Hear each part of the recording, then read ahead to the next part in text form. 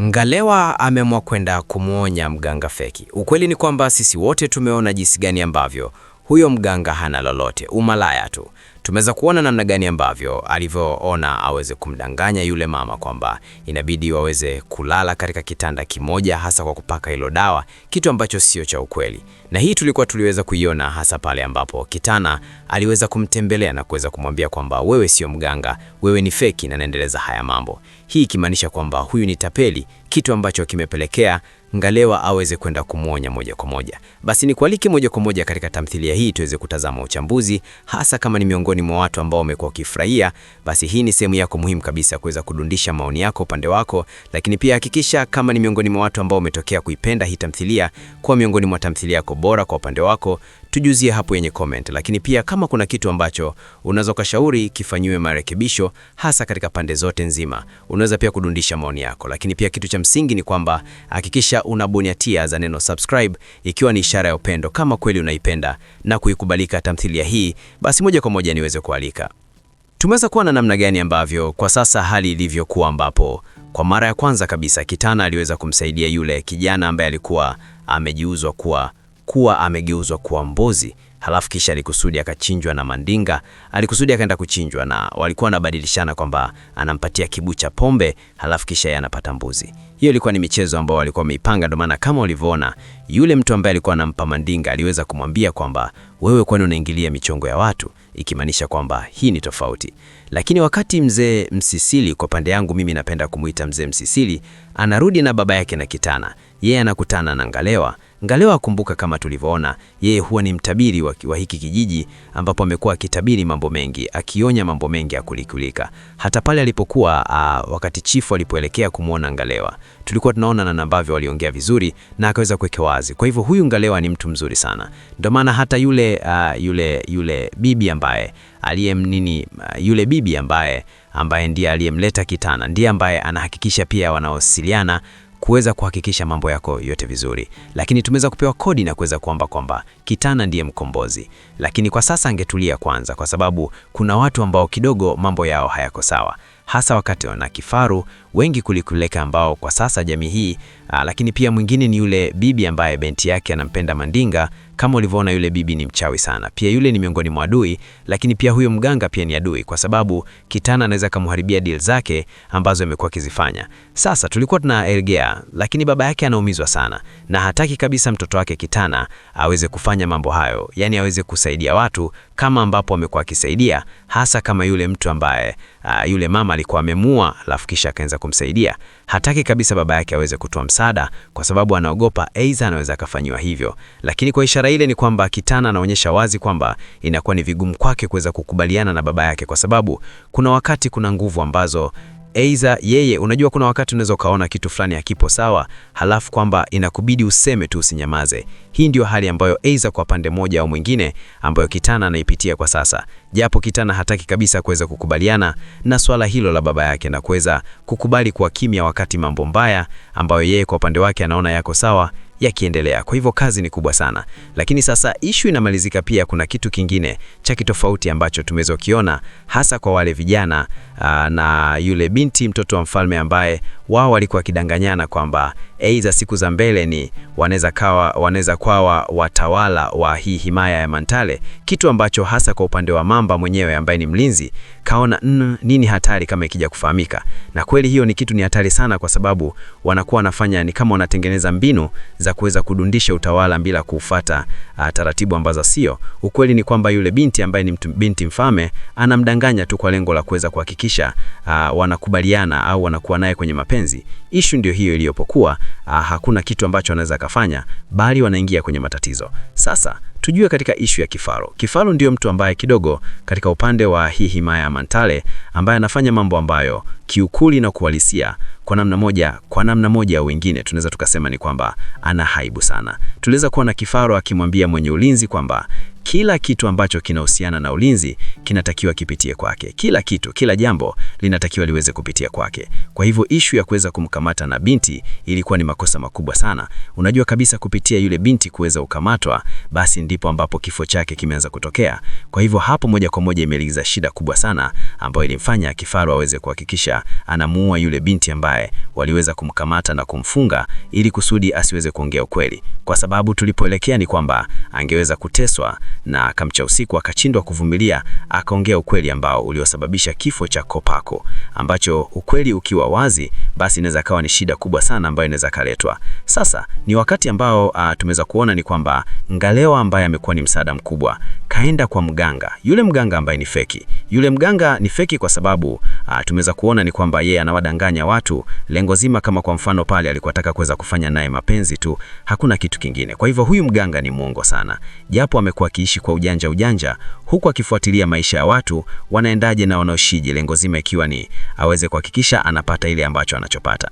Sasa hii issue inakuja kumletea shida hasa kwa upande wa swala zima la kwa sasa ambapo Ngalewa kaona hili jambo sio lake, pia kwa upande wa Kitana na yeye kaona hapo ni hatari zaidi. Kwa hivyo kazi sio ndogo, shughuli sio pevu. Hapa huyu mganga itabidi aseme. Sasa issue nyingine ya Mandinga, ambao Mandinga yeye ni mlevi. Yeye ni mlevi na tunakumbushwa kwamba ulevi kasababishiwa na kutokana na jinsi ambavyo alivyopenda, mwisho wa siku akaona achane kabisa na wasichana. Sasa akapendwa na binti mmoja wa yule mama mchawi. Hapo ni kazi kubwa sana. Na imani kubwa unaoni Joy sana, unafurahia juu ya kitu kinachoendelea. Hakikisha unatufuata hapa kwenye Zaneno subscribe, pia usiache kudundisha maoni yako. Nieni unatamani tamthilia hii iweze kuwa inarushwa muda gani kwa muda gani? Kila siku, kila baada ya siku 2 ili kusudi iweze kuwa na uhakika. Dundisha maoni yako kama unatamani iweze kuwa hivyo. Basi tutani katika hatua inayofuata.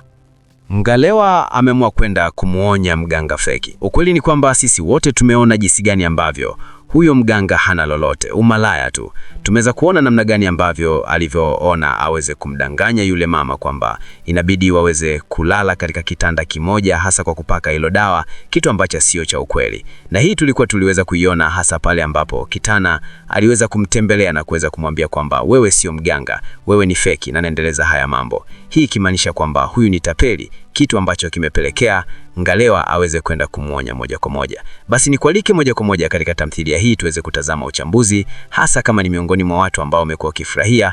Basi hii ni sehemu yako muhimu kabisa ya kuweza kudundisha maoni yako upande wako, lakini pia hakikisha kama ni miongoni mwa watu ambao wametokea kuipenda hii tamthilia kwa miongoni mwa tamthilia yako bora kwa upande wako, tujuzie hapo kwenye comment. Lakini pia kama kuna kitu ambacho unaweza kushauri kifanyiwe marekebisho hasa katika pande zote nzima, unaweza pia kudundisha maoni yako. Lakini pia kitu cha msingi ni kwamba hakikisha unabunyatia Zaneno subscribe ikiwa ni ishara ya upendo. Kama kweli unaipenda na kuikubalika tamthilia hii, basi moja kwa moja niweze kualika.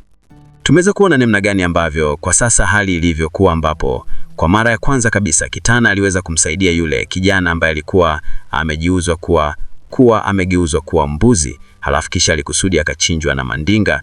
Alikusudi akaenda kuchinjwa na walikuwa wanabadilishana kwamba anampatia kibu cha pombe, halafu kisha yeye anapata mbuzi. Hiyo ilikuwa ni michezo ambayo alikuwa ameipanga. Ndio maana kama ulivyoona yule mtu ambaye alikuwa anampa Mandinga aliweza kumwambia kwamba wewe kwani unaingilia michongo ya watu, ikimaanisha kwamba hii ni tofauti.